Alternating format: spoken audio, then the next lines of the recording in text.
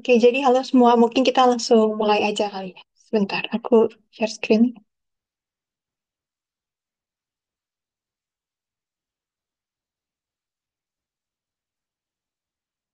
Oke, jadi halo semua. Kenalin nama aku Angela. Jadi hari ini aku bakal ngajarin materi UAS ya buat kalian. Tapi kita mulai dari materi pertama dulu, yaitu Business Intelligence dan juga Business Analytics.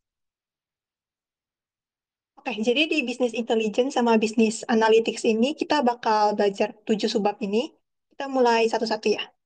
Yang pertama aku bakal jelasin dulu tentang Managers and Decision Making gitu. Oke, jadi pertama manajemen itu apa sih? Di dalam suatu perusahaan kan pasti kita perlu yang ada namanya suatu manajemen ya, buat keberlangsungan suatu perusahaan gitu.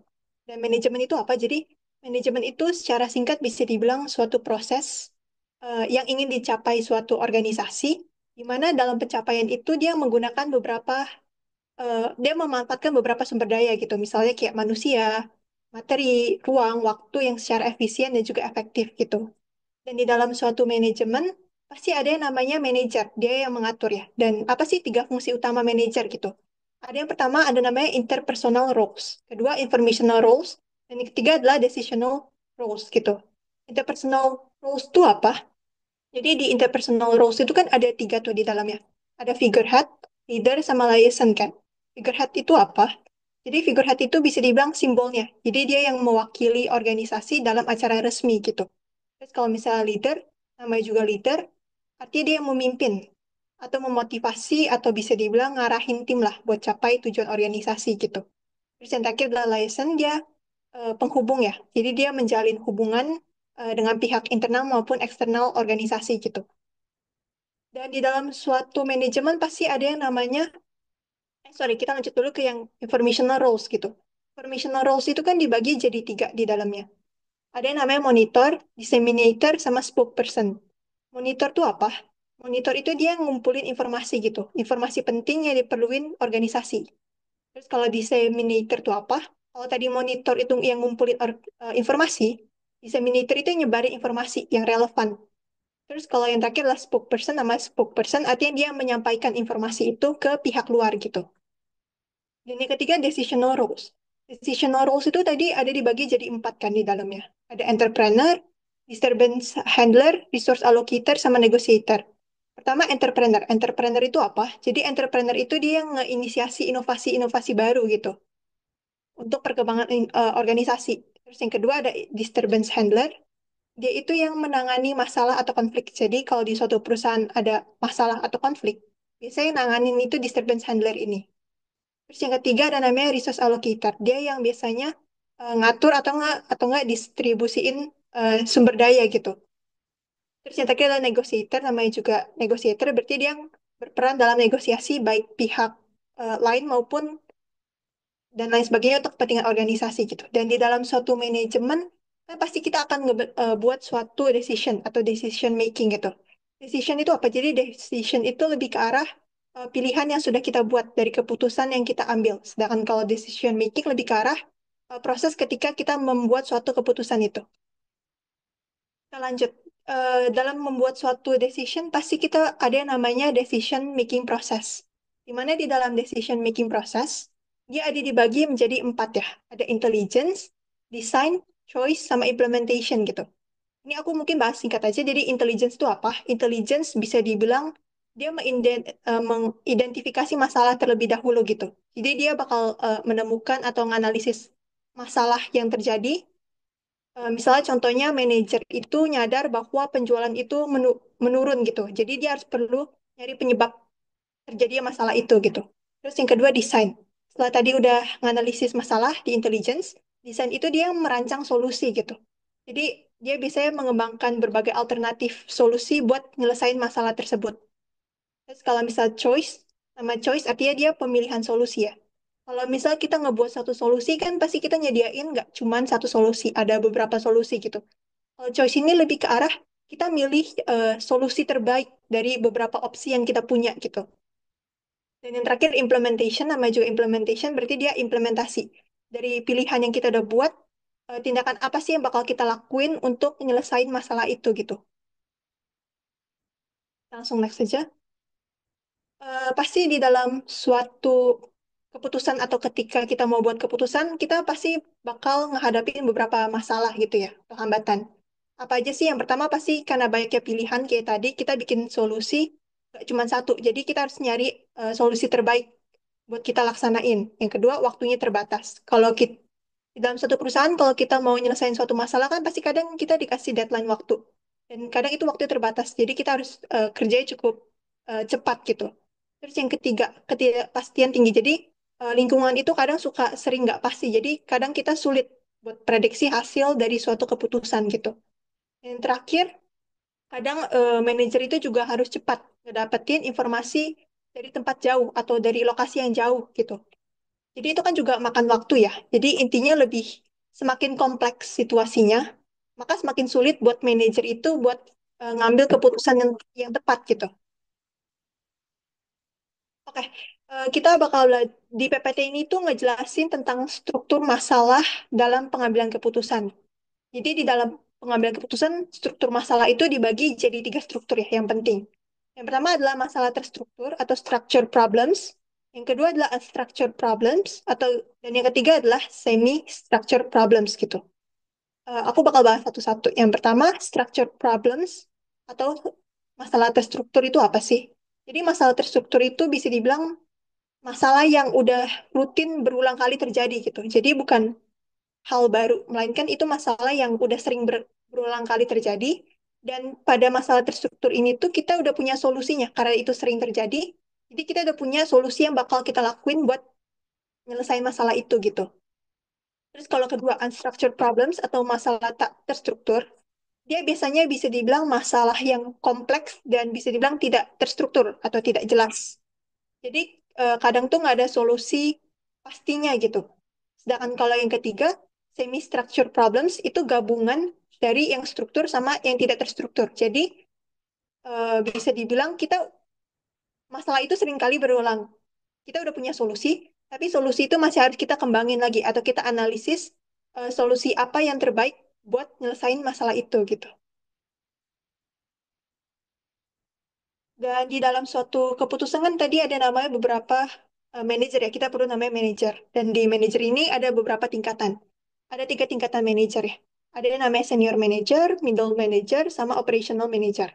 Namanya juga manager senior, berarti mereka lebih membuat keputusan yang lebih kompleks atau tadi yang unstructured problems, tidak terstruktur.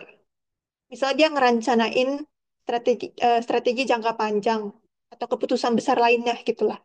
Terus kalau misalnya middle manager atau manajer menengah, dia mereka itu biasanya buat keputusan yang bisa dibilang lebih terstruktur gitu. Tetapi masih ada beberapa aspek yang memang masih perlu pertimbangan. Dan keputusannya itu belum sepenuhnya jelas.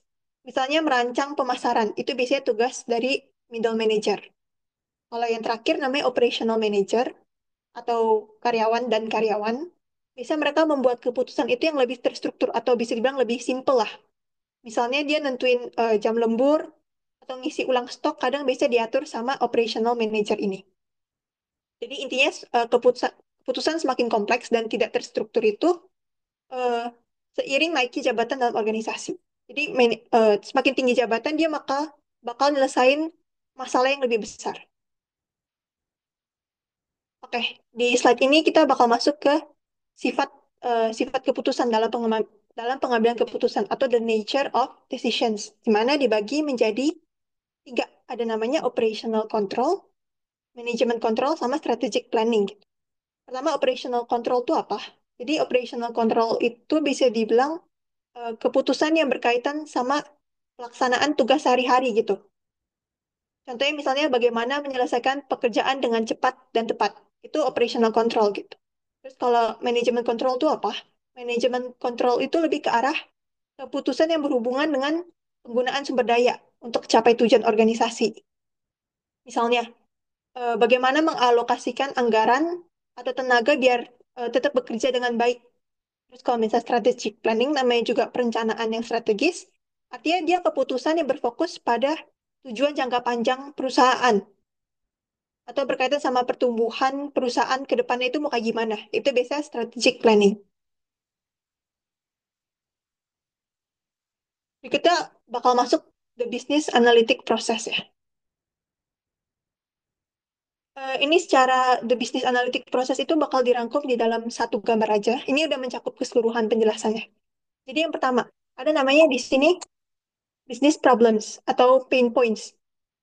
Jadi ini bisa dibilang titik awal proses ya, di mana terjadi suatu masalah dalam suatu bisnis atau pemicu untuk memulai analisis data. Kalau ada masalah kan berarti kita harus menganalisis ya penyebab masalah menggunakan beberapa data. Terus setelah masalah terjadi, kita masuk ke yang namanya data management. Di mana untuk menyelesaikan suatu masalah kita perlu beberapa data. Dan untuk mengolah suatu data itu kita perlu yang namanya data management kan. Data management ini terdiri dari external data, internal data, sama big data.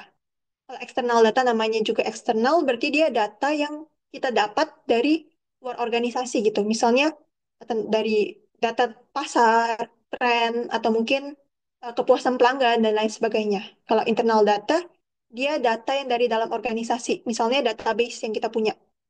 Terus sama yang ketiga ada big data. Dan dari data yang udah kekumpul ini, kan kita harus ngelakuin analisis. Nah, analisis itu dibagi menjadi tiga. Ada descriptive analytics, predictive analytics, sama perspective analytics. Kalau descriptive analytics dia lebih mengarah pada analitik deskriptif. Jadi eh, bertujuan untuk ngejawab what has happened, apa yang terjadi gitu. Dia bisa dibantu sama beberapa tools di dalamnya. Misalnya pakai OLAP yang nanti bakal dijelasin, terus ada data mining, descriptive statistics dan lain sebagainya. Terus kalau predictive analytics lebih ke arah ketika kita memprediksi apa sih yang bakal terjadi gitu, apa yang akan terjadi. Kita bisa gunakan beberapa tools di dalamnya ada data mining, linear dan lain sebagainya. Dan yang terakhir adalah perspektif analytics. Jadi apa sih yang harus kita lakuin untuk nyelesain suatu masalah itu gitu. Bisa kita menggunakan dengan cara optimisasi, simulasi, dan lain sebagainya. Dan dari tiga analisis ini, kita kan pasti bakal nemu cari jalan keluarnya. Kita masuk ke sini. Action apa yang bakal kita lakuin setelah kita ngelakuin analisa itu gitu. Dan kalau dilihat di sini, dia panahnya ke bawah dan balik ke new questions. Kenapa dia balik ke new questions? Karena ketika kita membuat suatu keputusan, pasti akan ada pertanyaan-pertanyaan yang harus kita jawab lebih lanjut gitu. Makanya dia bisa dilihat siklusnya ini tuh berulang dari awal, dia menurun, ada pertanyaan-pertanyaan baru yang harus dianalisis secara rinci, dia bakal balik lagi gitu. Terus yang di bawah ada namanya underlying technologies, itu lebih ke arah teknologi yang kita gunain buat menganalisa masalah gitu. Oke, kita masuk ke descriptive analytics. Di descriptive analytics ada beberapa tools. Jadi ada OLAP yang disebut, ada data mining, sama decision support system. Kita bakal bahas satu-satu. OLAP itu apa? OLAP itu singkatan dari Online Analytical Processing ya. Dan OLAP itu bisa dibilang suatu tools yang bisa membantu kita memahami apa yang sedang terjadi atau sudah terjadi dengan menganalisis data itu secara mendalam.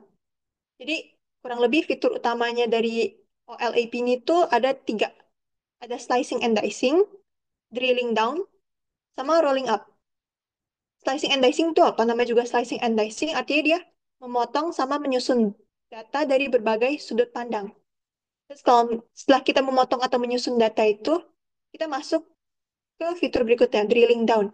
Jadi kita melihat detail data data tersebut secara lebih spesifik gitu. Sama rolling up. Jadi rolling up itu lebih ke arah ketika data itu sudah kita potong, sudah kita susun, dan kita sudah gali detailnya gitu. Di bagian rolling up itu kita lebih ke arah kita meringkas data. Jadi informasi yang lebih sederhana dan mudah dimengerti. Terus berikutnya ada data mining. Secara singkat, data mining itu lebih ke arah proses mencari informasi berharga. Jadi kita mengorek informasi-informasi berharga dari kumpulan data besar yang sebelumnya kita belum pernah dapat gitu datanya. Jadi fungsi utama dari data mining secara singkat yaitu untuk menemukan pola tersembunyi yang sebelumnya kita tidak tahu. Jadi misal kita punya data, terus ketika kita gali lagi ternyata kita dapat informasi detail gitu dari data tersebut. Terus yang kedua pastinya kita bisa data mining ini tuh bisa kita gunain untuk ngeprediksi misalnya tren atau perilaku. perilaku pelanggan gitu, dan lain sebagainya. Oke, kita langsung masuk ke decision support system. Di mana decision support system ini, dia bisa dibilang adalah suatu sistem berbasis komputer pastinya, yang bisa membantu kita untuk menyelesaikan masalah yang kompleks. Nah, di mana decision support system ini tuh dibagi menjadi tiga analisis gitu. Yang pertama ada sensitivity analysis, kedua what if analysis, yang ketiga adalah goal seeking analysis. Sensitivity analysis itu apa? Dia lebih ke arah melihat bagaimana perubahan pada suatu bagian model itu bisa mempengaruhi bagian lainnya. Mungkin bagian belum mengerti, contoh simpelnya, apa yang bakal terjadi kalau misal kita naikin harga bahan baku 10% gitu. Itu lebih ke sensitivity. Jadi dampak apa sih yang bakal kita dapat kalau misalnya kita naikin bahan baku senilai 10%. Terus kalau what if analysis, lebih ke arah kita itu nguji dampaknya dari asumsi atau data input yang berbeda. Contohnya, gimana kalau misal kita naikin tadi 20%? Keuntungan berapa sih yang bakal kita dapat? Terus kalau misalnya goal seeking analysis, dia lebih ke arah menentukan nilai yang dibutuhkan untuk mencapai suatu target atau goals. Contohnya, berapa banyak produksi yang harus kita jual buat mencapai keuntungan misalnya 100 juta. Itu lebih ke arah goal seeking analysis. Terus kita berikutnya masuk ke predictive analysis. Predictive analysis itu singkatnya dia lebih ke arah suatu prediksi atau analisis yang memanfaatkan data dari masa lalu dan saat ini untuk mendeteksi pola dan memperkirakan hasil di masa depan. Jadi dia gunain data dari masa lalu dan masa saat ini gitu. Di mana alat yang biasa digunakan di predictive analysis ini tuh data mining tadi.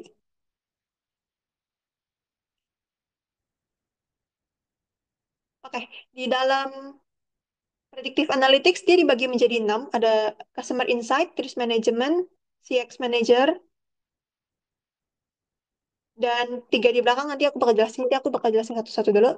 Pertama adalah customer insight. Customer insight itu apa? Jadi dia lebih ke arah memberikan dalam wawasan yang lebih dalam tentang perilaku atau preferensi pelanggan untuk kita bisa ngasilin suatu strategi yang efektif gitu. Kalau risk management itu apa? Risk management, nama juga manajemen risiko, berarti dia menganalisis resiko yang bakal terjadi gitu di dalam suatu perusahaan. Dan yang ketiga namanya eh, CX management, dia lebih ke arah kita itu menghitung profit yang kita peroleh ketika kita menjual suatu produk di dalam suatu perusahaan. Terus berikutnya ada yang namanya channel executions, marketing, bisnis sama bisnis strategi. Channel executions itu apa? Channel execution itu ya kita menawarkan produk atau layanan eh, pada pelanggan menggunakan beberapa saluran distribusi yang efektif. Gunanya ya untuk mencapai profit setinggi-tingginya. Terus yang kedua ada namanya marketing. Nama juga marketing arti ketika kita melakukan pemasaran produk kepada pelanggan agar dibeli sama pelanggan. Kalau yang terakhir adalah bisnis strategi, itu lebih ke arah ketika membantu atau merancang strategi produk berdasarkan data sama prediksi yang udah kita buat sebelumnya. Terus kita masuk ke namanya prescriptive analytics. Prescriptive analytics itu apa? Jadi prescriptive analytics itu dia memberikan rekomendasi tindakan dengan memprediksi hasil dari setiap keputusan yang dibuat gitu. Kurang lebih intinya kayak gitu. Dimana metode utamanya dia kadang menggunakan namanya optimisasi dan juga simulasi. Optimisasi artinya kita menemukan solusi terbaik dari beberapa pilihan yang kita punya, dan simulasi kita menguji berbagai skenario yang mungkin terjadi dari keputusan yang sudah kita buat. Dan berikut mungkin beberapa aplikasi yang sering digunakan dalam prescriptive analytics ya. Ada Google Driverless Car, terus ada The Oil and Gas Industry, dan lain sebagainya. Ini bisa dibaca sendiri. Terus kita masuk ke presentation tools. Jadi presentation tools ini itu apa? Jadi dia lebih ke arah tools yang bisa kita gunain ketika kita mempresentasikan hasil kepada manajer gitu. Itu presentation tools. Tools pertama ada namanya digital dashboards atau dashboards. Ini lebih ke arah tools yang digunakan untuk menyediain informasi secara cepat dan juga langsung. Jadi dia gunain grafik seperti gambar di sini, biar lebih mudah aja sih penyampaiannya. Terus yang kedua ada namanya manajemen cockpit. Manajemen cockpit itu apa? Manajemen cockpit itu bisa dibilang suatu ruangan yang disediakan, di mana di ruangan ini kalau lihat di gambar, data-data semua yang kita peroleh itu dia terpampang secara visual di layar. Hal ini tuh bertujuan untuk memudahkan komunikasi aja sih sama diskusi antar satu dengan yang lain. Itu namanya manajemen cockpit. Terus sama yang terakhir ada namanya data visualization system. Data visualization artinya kita mempresentasikan data yang kita punya dengan visual, biar lebih menarik aja sih untuk kita presentasikan dan mudah dimengerti sama manajer. Berikutnya kita bakal masuk ke business intelligence sama business analytics. Sebelumnya, apa sih perbedaan dari business intelligence sama business analytics gitu? Kalau business intelligence, dia business intelligence itu bisa dibilang suatu infrastruktur yang digunakan untuk ngumpulin, nyimpen, sama nganalisis data yang dihasilkan oleh suatu bisnis. Contoh misalnya database, itu masuk dalam business intelligence, infrastruktur yang kita gunain buat ngumpulin data. Sedangkan kalau misal business analytics itu apa? Business analytics itu lebih eh, ketika kita menggunakan alat atau teknik untuk kita ngolah data tersebut. Misalnya tadi kita pakai statistik untuk ngolah datanya, atau data mining, atau OLAP. Nah, itu termasuk dalam business analytics gitu. Dan di dalam business intelligence environment, kita itu tersusun dari 6 elemen penting ya. Di mana yang pertama adalah data dari lingkungan bisnis. Jadi maksudnya apa? Jadi itu informasi yang dikumpulkan ketika kita mengoperasikan suatu bisnis. Ketika kita mengoperasikan suatu bisnis, kan kita pasti memperoleh beberapa data.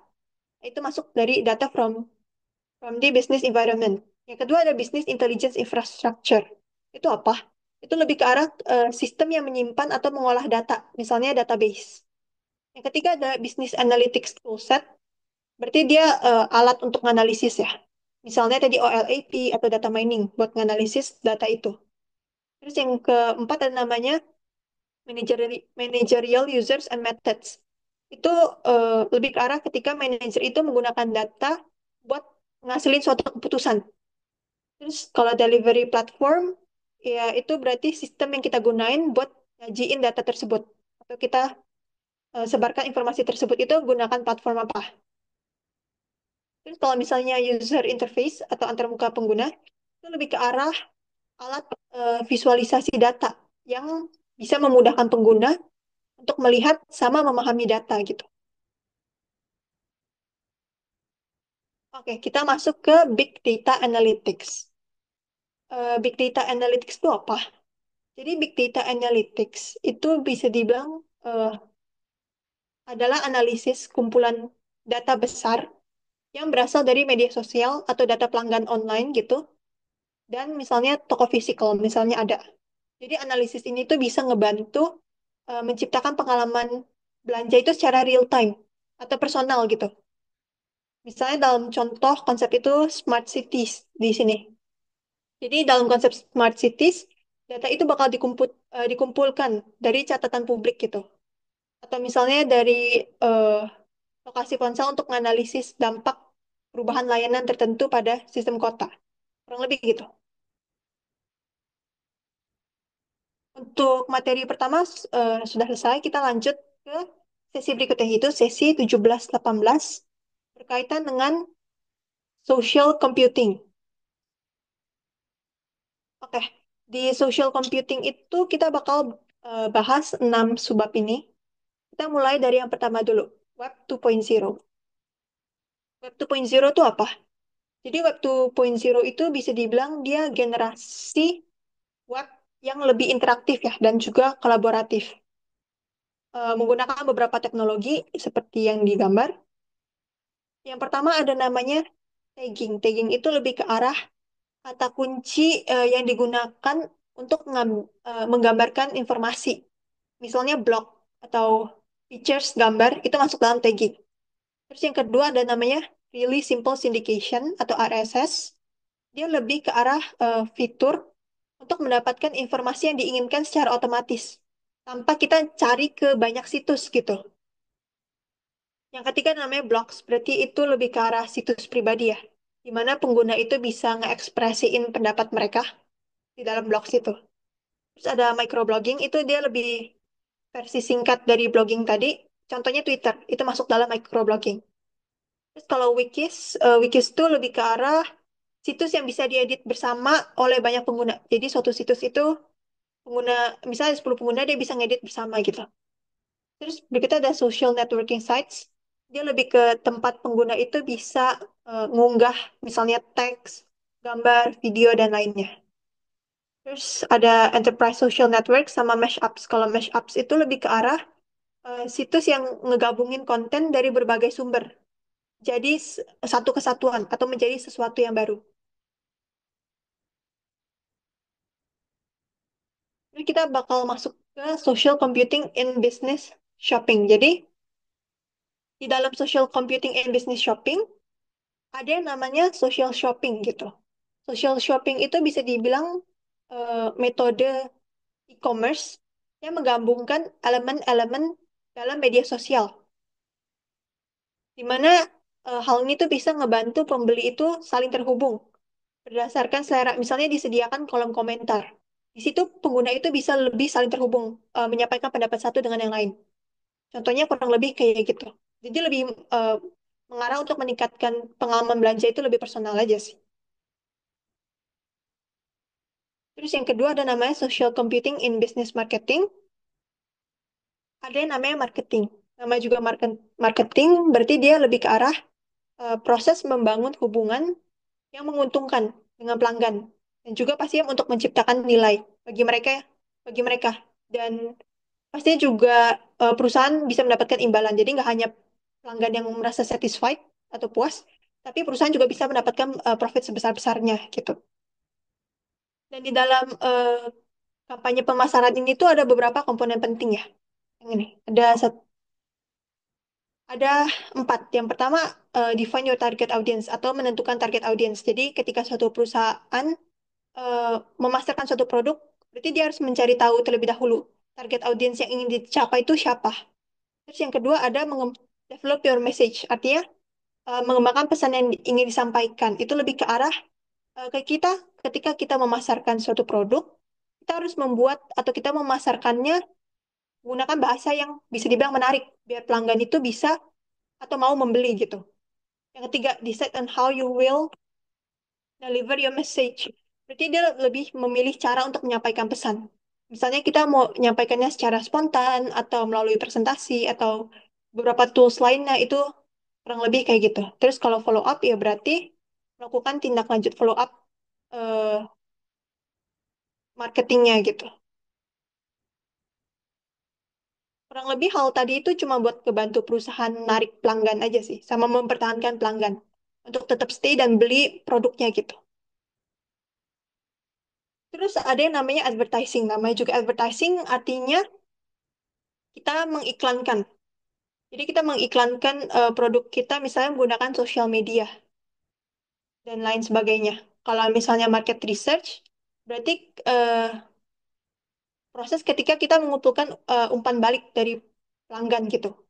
Jadi pelanggan itu bisa memberi feedback atau saran kepada kita biar kita itu bisa memperbaiki produk jadi lebih atau meningkatkan kualitas produk gitu. Itu di market research.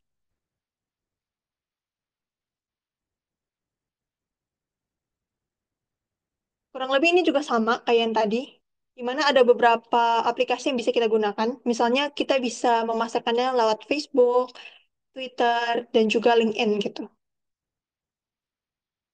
Terus kita berikutnya masuk yang terakhir di Social Computing in Business, Human Resource Management atau HRM.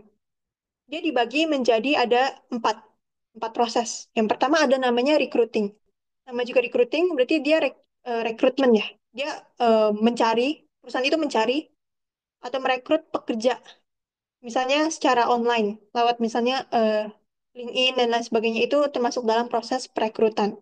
Terus kalau misal onboarding, misalnya contohnya kita menggunakan tools social media gitu. Jadi kan media sosial itu bisa ngebantu karyawan baru itu buat memahami tugas atau keterampilan yang bakal dia pakai gitu. Itu masuk dalam onboarding. Terus yang ketiga namanya employee development atau pengembangan karyawan. Itu bisa dibilang training ya. Jadi HRM itu ngebangun hubungan dengan karyawan buat kurang lebih membantu mendorong perkembangan mereka. Dan yang terakhir find a job, berarti nama juga find a job, kita mencari pekerjaan lewat beberapa situs media sosial yang kita punya. Bisa kita mengupload profil di LinkedIn biar HRM bisa nyari kita dan lain sebagainya. Oke, untuk materi berikutnya bakal dijelaskan sama Shanti. Oke, untuk materi selanjutnya, bentar aku share screen.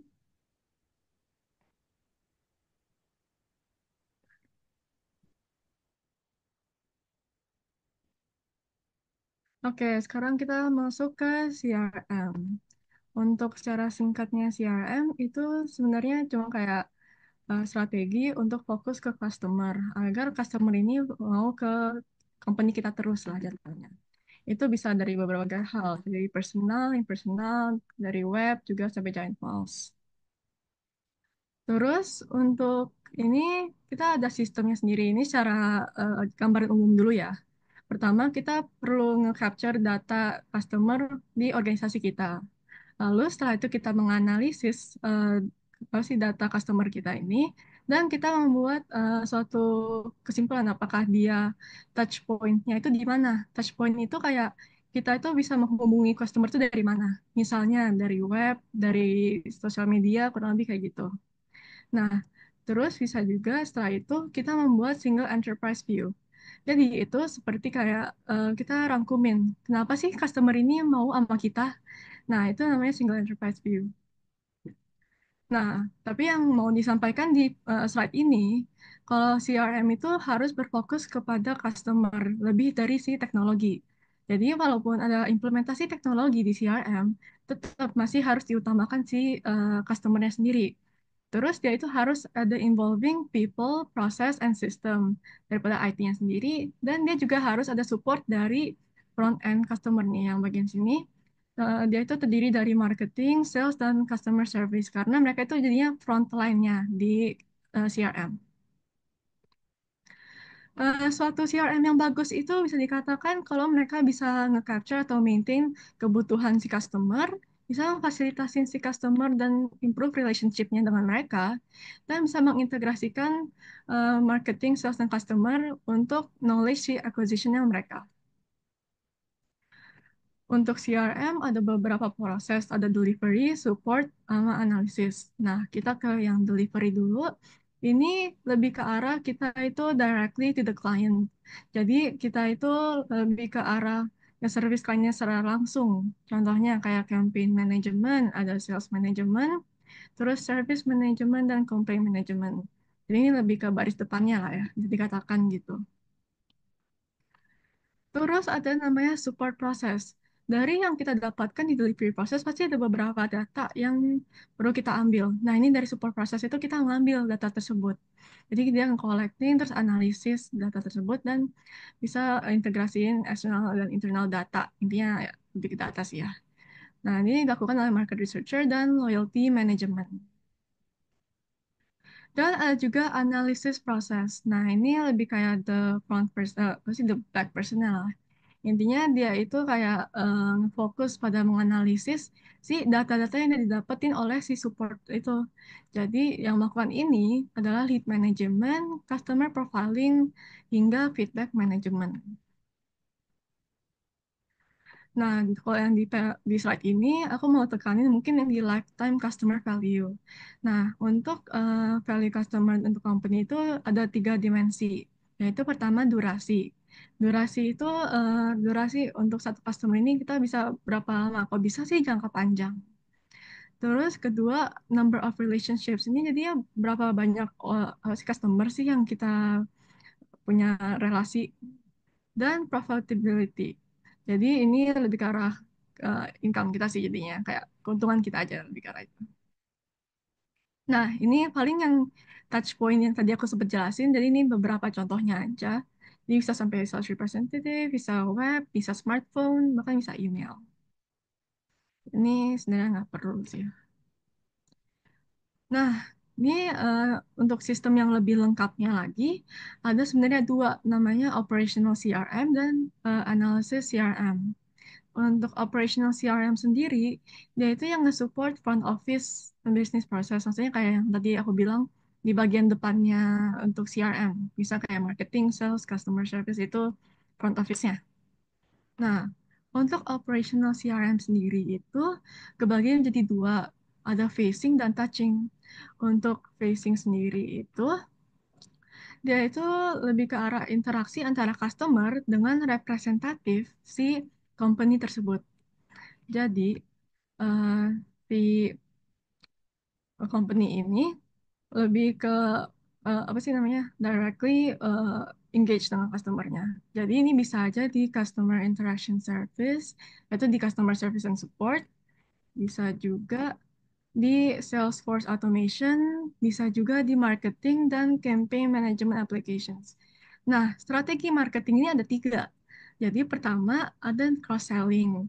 Nah, kita kan biasanya beli produk nih satu. Nah, si company ini menganalisa, wah ini orangnya membeli ini nih, apa yang related produk dengan apa yang dia beli. Kemungkinan itu mungkin aja bisa yang kita butuhkan kan.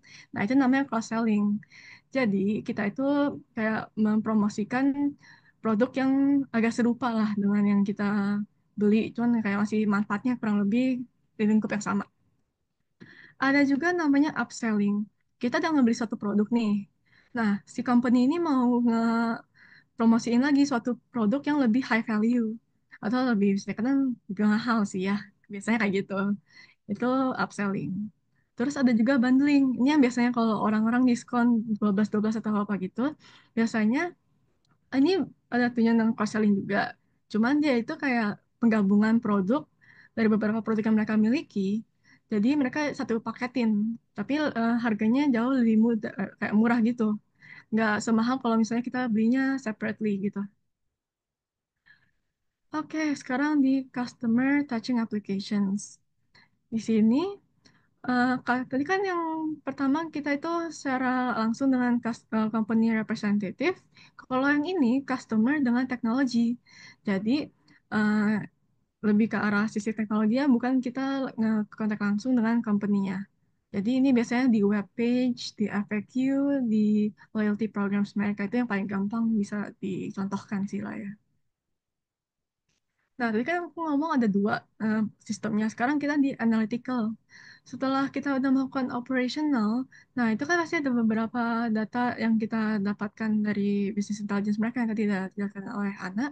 Nah, kita baru di sini analisin customer behavior dan perceptions-nya mereka. Nah, ini bisa purpose-nya berbeda-beda dari designing sampai targeting marketing campaigns. Jadi bikin target campaign-nya mau apa, hingga bikin forecasting atau prediksi bakal profitability-nya bakal berapa nih kira-kira. Nah, ini gambaran aja sih. Jadi kayak operational bakal diarahin ke analytical gitu dong sih. Nah, ini relationship sebenarnya cuma between operational sama analytical dari gambar tadi juga sih ya. Paling yang ini aku paling jelasinnya di business value aja sih. Untuk business value CRM system ini sebenarnya bisa dilogikakan, cuman lebih intisarinya di lima ini. Pertama, pasti nge-increase customer satisfaction dengan kegampangan mereka dalam konteks si company tersebut kan. Terus bisa reducing direct marketing cost. Ya, gimana ya, orang udah dimudahkan dengan teknologi juga ya. Terus bisa lebih efektif dalam marketing, dan lowering cost untuk acquisition atau retention hingga meng-increase si sales revenue. Tapi bisa aja terjadi ini, churn rate. Nah, churn rate ini suatu angka the customer di company kita yang stop dengan penggunaan produk kita. Bisa jadi itu a decline, jadi penurunan si customer base-nya kita. Selain operation dan analytical, ada beberapa tipe lain dari sistemnya. Tapi yang operation sama analytical itu adalah kayak paling utamanya. Ini kayak tambahannya, bisa dikatakan. Pertama itu on-demand CRM. Nah, ini menggunakan external vendor CRM sistemnya. Kalau mobile CRM, jadi si frontline ini yang sales, marketing, dan customer service bakalan melalui HP atau mobile lah. Terus ada open source CRM. Kalau udah dengar kata open source sendiri, udah tahu itu artinya apa sebenarnya. Jadi itu source yang terbuka untuk developers dan user untuk menggunakan CRM software. Ada juga social CRM. Nah, ini agak beda dari mobile CRM karena dia itu menggunakan social media technology dan services untuk melakukan engage dengan customer. Dan ada juga real-time CRM. Ini itu apaan? Nah, jadi ini membantu si organisasi atau company ini ngerespon ke customer berdasarkan search mereka hingga recommendation mereka secara real time. Intinya sih real time dong sih ya, lebih ke arah itu. Nah, yang aku mau tekanin di CRM life cycle, kan ada empat ini, apa sih, empat aspek yang perlu diperhatikan. People, procedure, company philosophy, sampai goals-nya. Nah, orang-orang pada mikir kalau ini mereka itu juga setara dengan CRM teknologi. Cuman yang sebenarnya terjadi itu kita harus memikirkan dulu people sampai yang goals itu. Mereka menganalisis dulu apa yang mereka butuhkan CRM teknologinya, baru kita membuat CRM teknologi tersebut. Bukan kita setarain nama si people sampai goals itu. Itu yang kebanyakan orang keliru sih, lebih ke arah itu. Nah, tadi udah di bagian supply chain management. Tadi udah bagian CRM, sekarang supply chain management. Bentar. Supply chain itu lebih ke arah flow antara production sampai distributionnya. Ini kalau mau lebih lengkapnya lagi, kalau mau bahasa Inggris sih boleh sih, cuman aku paling jelasin bahasa Indonesia aja sih. Nah, di supply chain ini ada namanya komponen. Komponen ini terdiri dari upstream, internal, dan downstream. Nah, di upstream sendiri itu merupakan di saat sourcing dan procurement itu terjadi. Nah, buat yang nggak tahu procurement nanti aku jelasin di bagian belakangnya nanti aja ya. Terus internal, itu di bagian di saat proses pembuatan produk hingga packagingnya terjadi. Dan kalau downstream, dia itu di saat distribusi ini terjadi juga. Ini kalau mau secara gambaran boleh, ini nggak terlalu sih ya. Terus dalam supply chain kan aku ngomong itu flow antara production hingga distribution. Nah, ini berbagai jenis flow-nya. Nah, ada material, information, dan financial. Di pertama, material itu physical produknya. Terus raw materialnya sampai supply-nya. Jadi kayak beneran production manners lah, bisa dikatakan. Terus information flow itu merupakan aliran datanya. Kayak demand, orders, schedules, itu masuk di information. Terus ada juga financial. Financial itu di saat eh, ada di aspek keuangannya lah ya. Intinya kayak transfer hingga kredit. Ini sama aja sih. Terus dalam supply chain pasti butuh sesuatu yang namanya manajemen.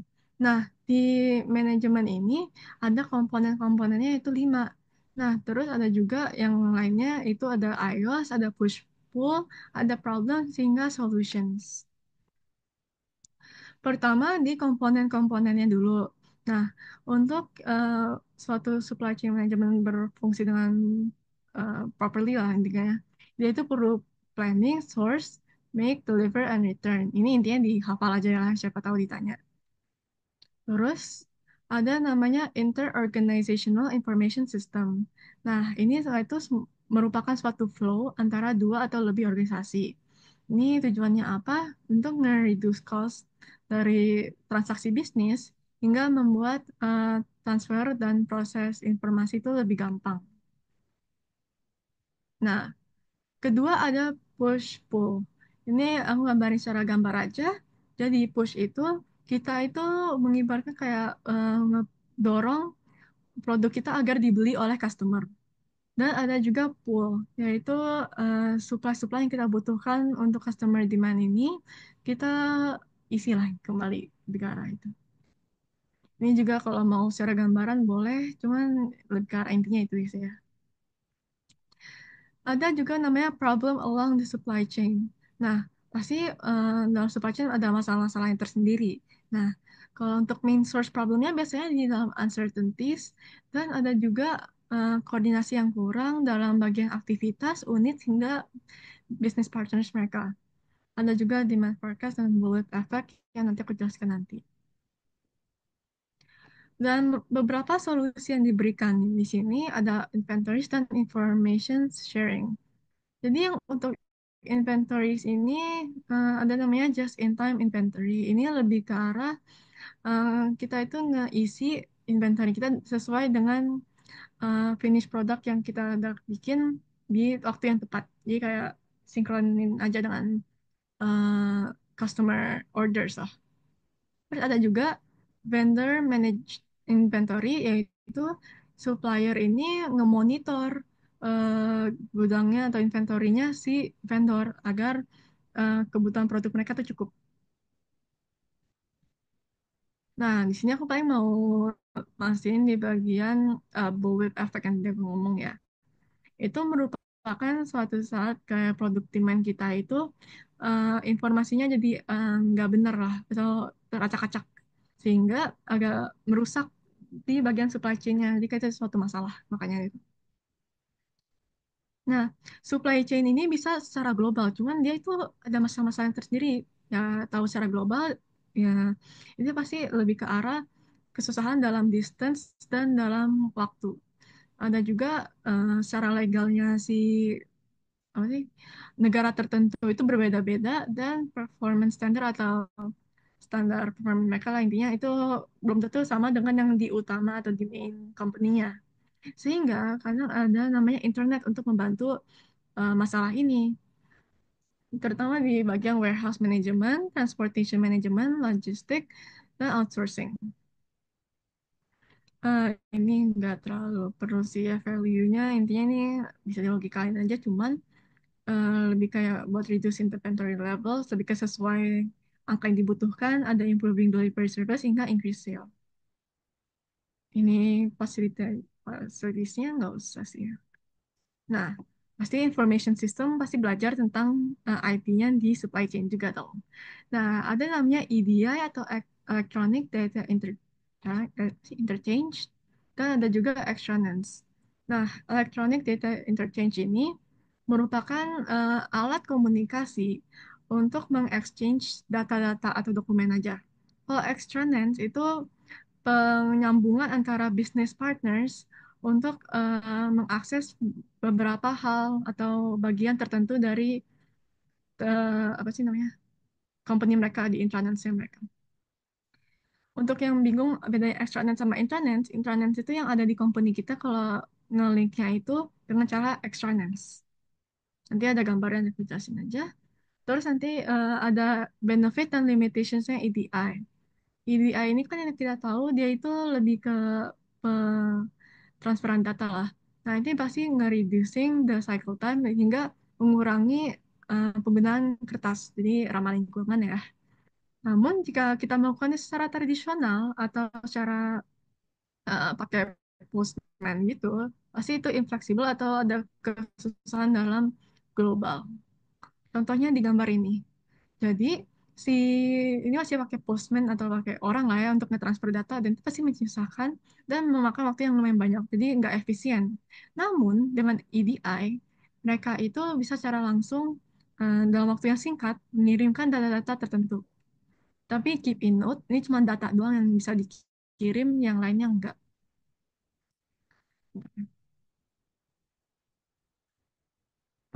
Terus ada juga yang externals.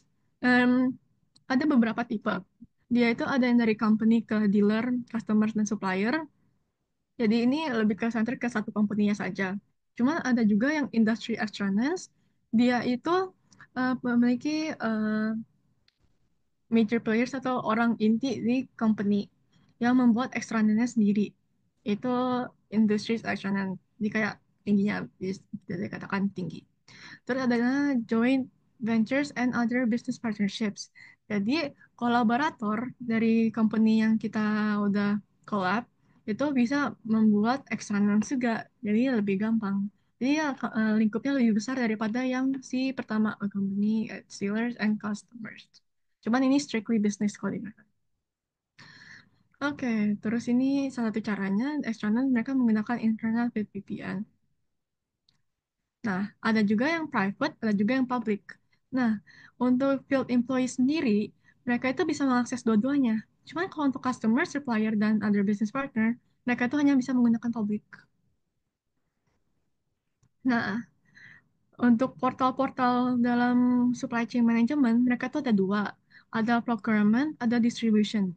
Nah, untuk procurement sendiri merupakan bisnis proses yang bikin purchasing atau procuring itu dengan si single buyer sama si multiple supplier.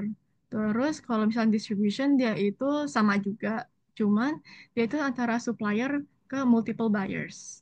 Bedanya lebih ke arah targetnya aja, cuman gunanya juga tetap sama sih untuk bisnis proses saja transaksi.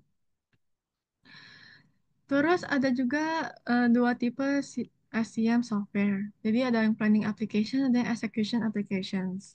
Nah, yang pertama planning, jadi mereka itu menggunakan algoritma, terus mereka tinggal isi-isi aja order-ordernya. Jadi udah kayak terstruktur, kayak kita udah buat coding, udah kamu tinggal isi aja. Cuman kalau execution applications, mereka itu lebih ke arah nge-tracking. Nge-trackingnya di physical goods-nya hingga di financial informations-nya.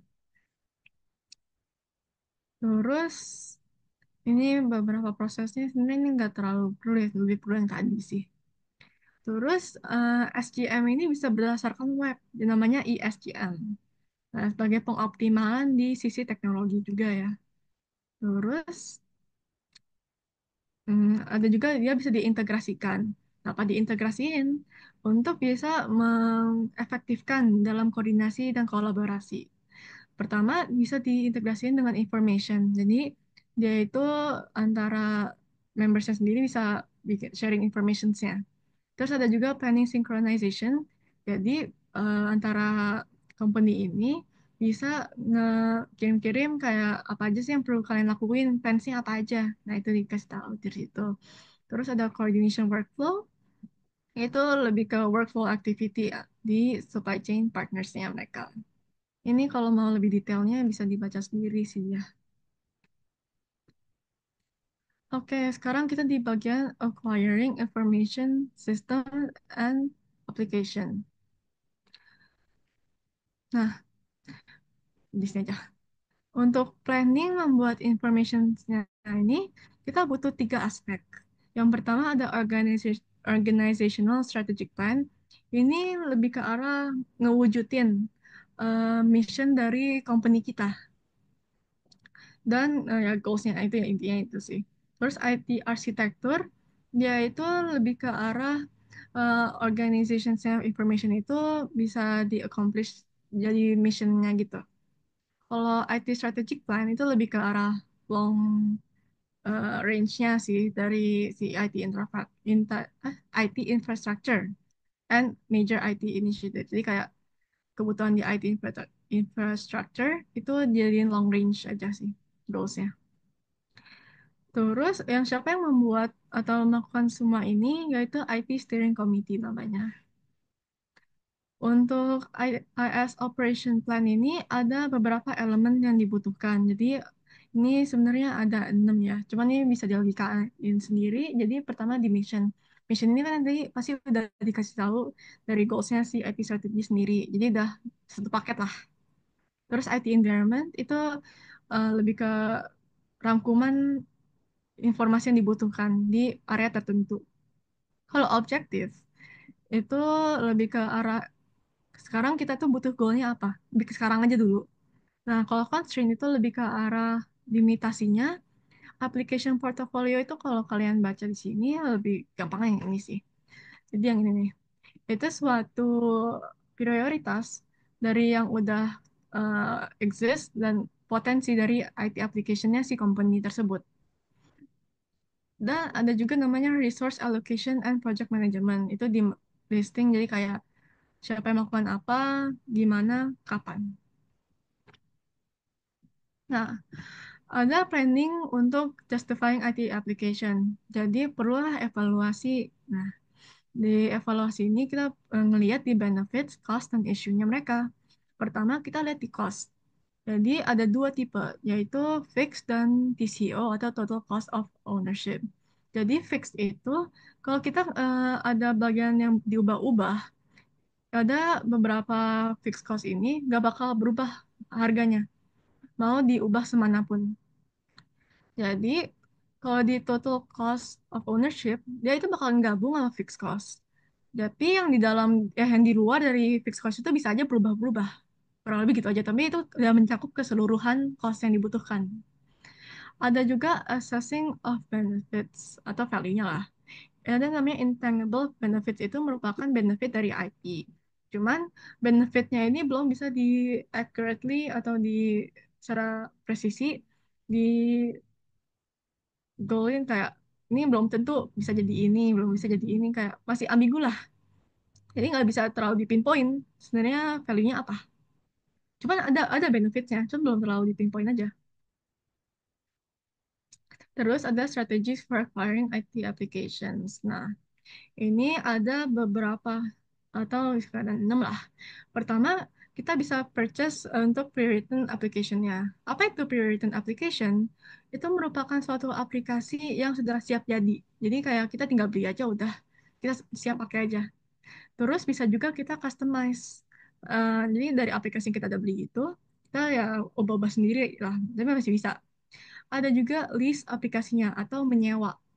Nah, menyewa ini bisa dengan dua cara. Bisa dengan application service provider, bisa juga dengan software as a service. Cara gampangnya itu gambarnya gini. Jadi, ASP Data Center atau ASP ini bisa cara customize untuk satu orang tertentu atau customer tertentu. Jadi, ini kalau kamu lihat di ABC itu bisa aja beda-beda application-nya. Namun, kalau untuk software as a service ini, mereka si customer bakal menggunakan aplikasi yang sama. Jadi nggak ada yang customize-customize sendiri, nggak bisa. Jadi ya bisa dikatakan ASP emang lebih mahal, cuman ya kalau buat memenuhi suatu kebutuhan tertentu, pasti mereka lebih berguna. Oke. Ada juga menggunakan open source software, yaitu software yang terbuka. Ada juga menggunakan outsourcing. Outsourcing ini IT application-nya itu jadi dari eksternal. Terus ada juga continuous development dan custom development. Cuman yang penting itu sebenarnya ASP sama SaaS ini sih. Nah, terus ada juga SDLC atau System Development Lifecycle. Nah, itu suatu cara tradisional ya, sesuatu sistem development itu dibuat di cara itu. Nah, pertama, dia itu melakukan sistem investigation. Dia itu melihat nih, bisnis problem kita apa. Bisa dengan tiga cara dari feasibility study. Bisa dengan cara kita nggak melakukan apa-apa dan biarkanlah si software ini berjalan. Bisa juga kita modify atau enhance di sistem kita atau kita bisa nge-develop bener a new one. Jadi kayak sesuatu yang baru sistemnya. Nah, feasibility ini biasanya ngeliat dari empat aspek ini dulu sebelum mereka membuat keputusan ini. Ada pertama technical, jadi ngeliat hardware, software, dan communication components-nya. Ya intinya berdasarkan IT-nya sih ini ya. Terus economic itu berdasarkan financial-nya, organizational itu berdasarkan uh, organisasinya sendiri, akses mereka ke project mereka, dan behavioral itu secara human issue-nya. Terus ada juga namanya system analysis. System analysis di sini merupakan dari yang sistem investigation yang kita tadi pilih itu kita mulailah examine dari business problem itu untuk solve jadi suatu solusi lah. Dikatakan gampangnya gitu aja. Terus dari suatu solusi itu kita bikin sistem desain. Sistem desain itu bisa dibuat dari kayak sistem output, input user interface, bisa juga dari hardware, software, dan sekian banyaknya, dan juga bisa blueprint. Dan ada juga programming and testing. Jadi ya setelah dari solusi yang desain kita udah buat, kita bisa lakukan testing. Nah, ada juga namanya sistem implementation. Ini agak mirip dengan EBP sebenarnya. Cuma agak beda dikit sih ya. Kan ada beberapa conversion dari old system ke new system yang kalian tahu di EBP kan. Nah, di sini juga ada. Ada pertama namanya direct conversion. Jadi, old system itu kita langsung cut off. Jadi, new system. Terus ada juga pilot conversion. Pilot conversion ini jadi kayak kita punya new system ini cuman di bagian organization tertentu itu masih trial basis. Jadi kayak diuji cobain dulu.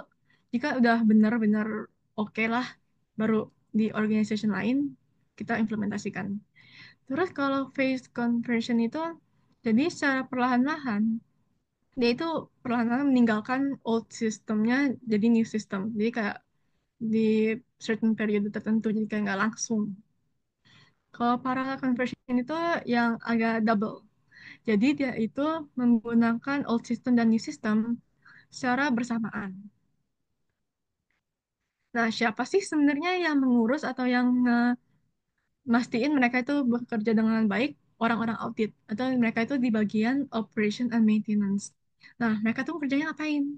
Pertama ada debugging, terus ada updating dan maintenance. Itu nggak terlalu perlu dijelasin nih, udah tahu sendiri harusnya. Nah, untuk core activity-nya ini kalau mau share gampang sih tinggal lihat di sini ya. Kan tadi ada beberapa metode kan. Nah, ini alternatifnya untuk sistem development. Ada namanya JAD atau Joint Application Design. Itu merupakan suatu tool untuk user requirement dan membuat sistem desain. Nah, di sini ada namanya Computer Assisted Software Engineering, yaitu suatu approach untuk membuat spesifik tool untuk beberapa task yang tadi di SDLC. Jadi di SDLC ini membutuhkan si case sebenarnya. Nah, case ini ada tiga jenis lagi. Ada yang namanya uppercase. Nih, yang uppercase ini ada namanya yang lowercase, ada juga I case. Emang banyak sih ya. Cuman gampangnya gini. Uppercase itu yang di bagian awal-awalnya SDLC, yang tadi System Investigation dan kawan-kawannya. Terus kalau lowercase itu dari bagian udah hampir mengakhiri lah si SDLC. Terus ada namanya I case. Di antara upper dan lower itu ada yang di tengahnya itu I case. Jadi dia itu sebagai link betweennya gitu. Terus ada juga namanya Rapid Application Development. Dia itu lebih gampangnya untuk dimengerti itu secara cepat. Dia itu membuat metode tools yang spesial lah untuk high quality system, namun tetap secara cepat lah. Agile development itu udah kayak pembagian project. Jadi mereka itu nggak bikin project cuman di sub projectin lagi biar nggak terlalu berat. Itu namanya agile development. Terus ada juga end user. End user itu si eh, developernya ini membuat aplikasinya sendiri. Kalau DevOps atau Development and Operation, mereka itu lebih ke arah suatu link atau software yang menggabungkan antara developer dan user. Jadi jadi sebagai kayak jembatan mereka lah, bisa dikatakan. Ini beberapa tools buat sistem development-nya. Ada prototyping yang menggunakan case yang tadi dari kasih tahu. Terus ada iCase tool yang sebagai penjembatan tadi antara upper dan lower. Terus ada juga komponen base. Jadi komponen base itu merupakan standar komponen yang dibutuhkan untuk membuat aplikasi. Jadi kayak dia menggunakan standar komponen itu aja. Ada juga object oriented development. Jadi dia itu perlu aspek real world dulu untuk melakukan task ini. Jadi nggak bisa secara langsung dia nge-perform task tersebut. Lalu ini advantage sama disadvantage prototyping sebenarnya nggak terlalu perlu ya. Ini secara gampang kalau mau tadi yang penjelasan tadi ya. Terus paling mau buka sini sebentar. Hmm.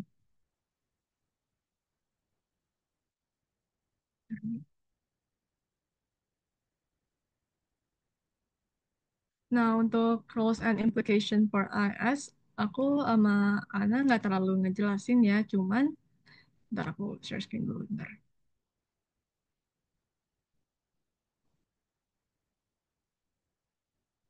Cuman ini lebih ke arah apa sih namanya?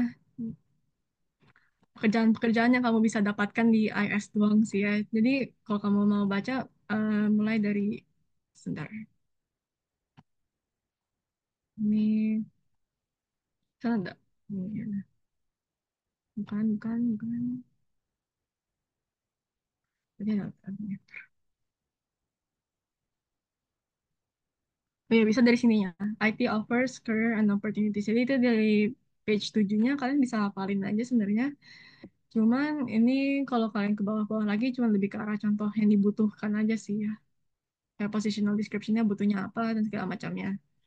Terus kalau untuk kalian mau lebih lengkap apa yang dibutuhkan sebenarnya buat nanti ujian nanti, kalian bisa ngecek di halaman 42 si PPT ini. Jadi ya, dari kasih tahu subtopiknya sebenarnya butuh apa aja. Jadi sebenarnya yang dilingkupi nama aku sama Ana itu udah mencakup seluruh ke ini, kecuali yang Rules of IS-nya. Jadi kalian tinggal lihat ini aja, sama nanti paling di-share juga untuk PPT yang bakal tadi kita udah buat tadi. Oke, paling itu aja. Kak Bianca boleh diambil alih. Oke, ini ada yang mau nanya atau enggak gitu?